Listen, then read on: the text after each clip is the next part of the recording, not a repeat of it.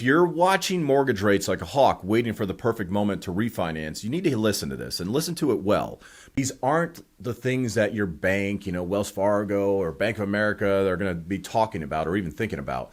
Now, here's where people make the biggest mistake of them all, and it's costing them tens of thousands of dollars. Factor number 5, total cost analysis beyond just the rate. This is where people get trapped by focusing on only the interest rate. A lower rate doesn't automatically mean a better deal. You need to look at the complete picture. So you need to compare the annual percentage rate, not just the interest rate. The APR includes the interest rate plus all fees and costs, giving you a true picture of what the actual loan costs. Also, watch out for cash out refinances that seem too good to be true. Taking cash out of your home equity might solve a short-term problem, but you're converting home equity into debt.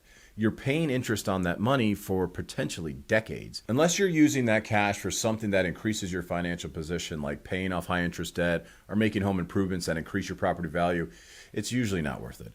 I had a client who wanted to refinance and take out $50,000 to buy a boat. His payment would only go up by about $200 per month, but over 30 years, the boat would cost him over $120,000 when you factor in all the interest that $50,000 was going to cost him. $120,000 for a boat.